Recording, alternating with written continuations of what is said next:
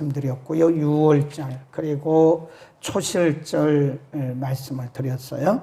그래서 이 절기를 지키는 것은 단지 어떤 세레머니가 아니라 하나님의 자녀됨의 특권이고 하나님의 자녀들의 표징이다, 표식이다. 그리고 이 절기를 지키면서 빼놓지 말아야 하는 것은 하나님의 주인 되심입니다.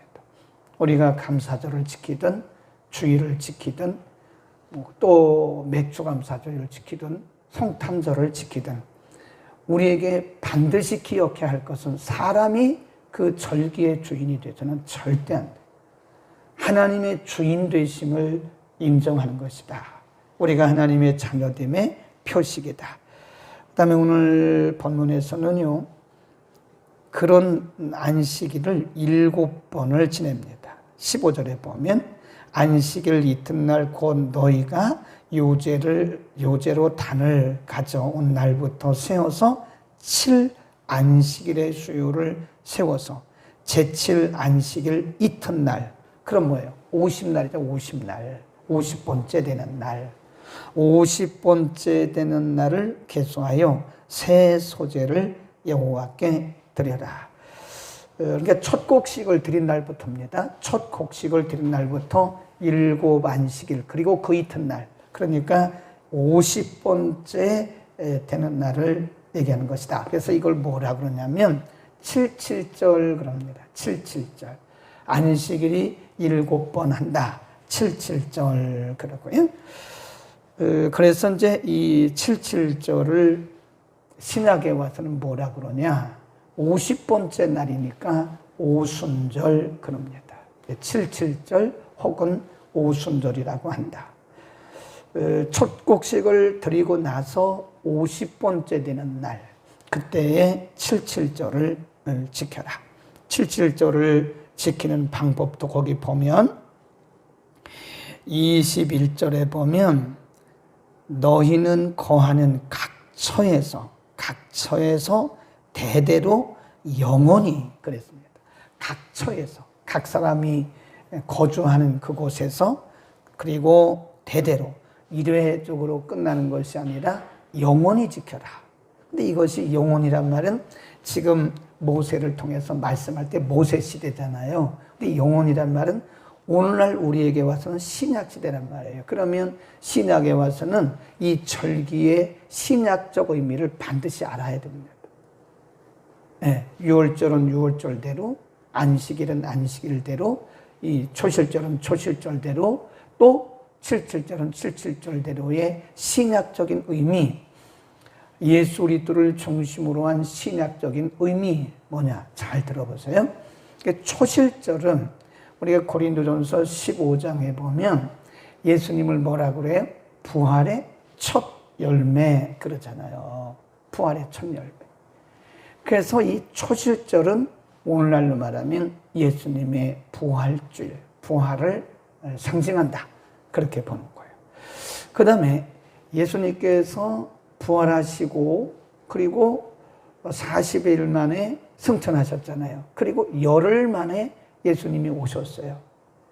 그게 예수님 말씀하신 보혜사 성령님이에요. 그게 바로 사도행전 2장의 오순절이, 오순절이란 말은 50번째 되는 날이라 그 말이에요. 그러니까 이 날짜를 계산해 보니까요, 예수님께서 부활부터 시작해서 성령이 강림하실 때까지가 50번째예요. 40일 동안 이 땅에 계시다가 열흘 만에 오셨거든요. 그러니까 오순절이란 말이죠. 의미를 잘 우리가 되새겨야 됩니다. 그러니까 여기 초실절은 예수님의 부활을 미리 영원히 지키라고 그랬으니까 예수님의 부활을 상징하는 거, 미리 보여주신 거고요. 그 다음에 오순절은 성령 강림이다. 보세요. 초실절에 첫 곡식을 드리잖아요. 그러니까 초실절이란 말은 첫 번째 곡식을 베가지고 하나님 앞에 요제란 말은 이렇게 막 흔들어서 제사장이 막 이렇게 흔들어 드리는 거를 요제라 그래요. 이렇게 올려드리는 거를 거제 그럽니다. 그러니까 흔들지 않고 이렇게 올려드리는 건 거제, 올려서 이렇게 흔드는 것은 요제 그러는 거란 말이에요. 그러니까 이 요제를 드리고 나서 50번째 날에 이제 첫 번째 곡식을 드리고 나서 이 77절에는 이제 더 많은 곡식이 생기잖아요. 똑같은 거예요. 예수님이 부활의 첫 열매가 되시고 오순절날 성령이 오시고 나서부터 예루살렘, 유대, 사마리아 땅끝까지 복음이 전 세상에 퍼졌잖아요. 그래서 그것을 오순절이라 그런다. 그러니까 초실절에 첫 번째 곡식을 드린 것처럼 예수님께서 부활의 첫 열매가 되시고 오순절에 성령님이 오시고 나서부터 온 세상에 그 부활의 복음이 전파되었다. 이해하시겠어요? 그러니까 오순절은 바로 성령의 강림을 미리 보고 말씀하신 것이다. 구약의 이런 절기들은요, 다 복음적, 신약적 의미가 들어있는 것이다. 반드시 지켜야 된다. 그 다음에 22절에 보면 이게 지금 추수와 관련된 거잖아요. 추수할 때 어떻게 하느냐. 22절 독립진절인데요. 너희 땅에 곡물을 벨 때에 땅 이 밭에 있는 모퉁이까지, 땅 밭 모퉁이까지 다 베지 말고 떨어진 것을 줍지 말고 너는 그것을 가난한 자와 객을 위하여 버려두라. 의도적으로 남겨두는 거예요. 다 추수하지 말고 남겨두어라. 나는 너희 하나님 여호와니라. 이게 사람의 말이 아니라는 거예요. 사람의 말이 아니에요. 그래서 이것은 취사 선택의 여지가 없어요.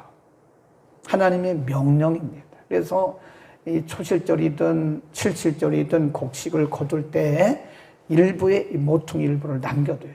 예를 들어서 좋은 건 다 추수하고 몹쓸 것만 남겼다. 그건 불순종입니다. 불순종. 그건 남기긴 남겼어도 그건 불순종이에요. 그대로 남겨야 돼요. 좋든 나쁘든 한 모퉁이, 그 나그네와 고아 과부를 위해서, 사회적 약자를 위해서 일부를 남겨두라고 그랬는데 좋은 것은 다 빼내고 나쁜 것만 남겨두면 안 된다는 거예요. 그대로, 자연 그대로 좋든 나쁘든 일부를 남겨두어서 사회적 약자들이 그것을 가져다가 양식으로 삼도록 해라. 이걸 뭐라 그러냐? 긍휼의 원리라. 긍휼의 원리 또는 나눔의 원리라. 그러니까 우리 것이 얼마나 중요하고 하나님이 그것을 기뻐 보십니다. 아주 잘 사는 사람들은 뭐 알아서 잘 합니다. 그냥 둬도 괜찮아요. 예. 잘하고 있는 사람 우리가 도와줘야 뭘 의미가 있게. 물론 도울 때는 도와야 되겠지만 필요한 곳에 도와야 됩니다. 꼭 필요한 것. 예.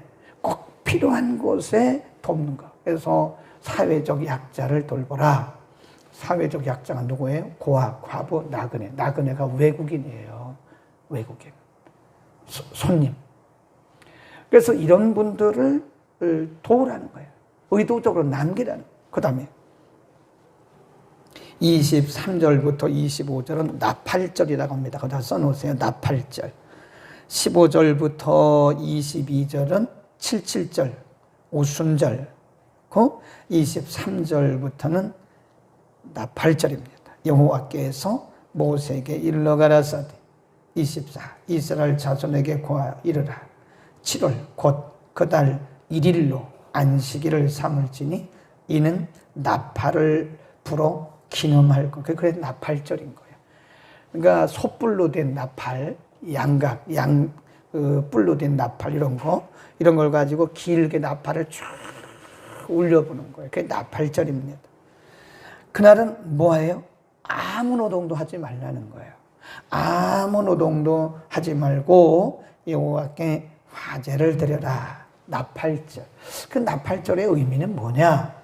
그 나팔절은요, 하나님의 성호를 기억하는 거예요.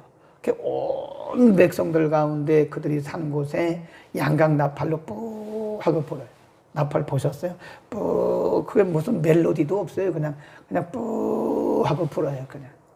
그러면 전국에 있는 이스라엘 백성들이 아무 일도 하지 말라고 그랬으니까 노동하지 않고 하나님을 기억하는 거예요. 그날은 하나님을 나팔을 길게 울려 부는 거예요. 그러면 하나님이 우리의 주인이시다. 하나님을 우리가 경외해야 된다. 그래서 하나님께 마음을 모아서 드리기 위해서 그날은 노동하지 말라는. 주일날도 노동하지 말라 그랬잖아요. 주일날 일하고 어떻게 우리가 우리의 중심을 들여서 하나님 앞에 예배할 수가 있겠어요. 그러니까 나팔절 날도 아무 노동도 하지 말라.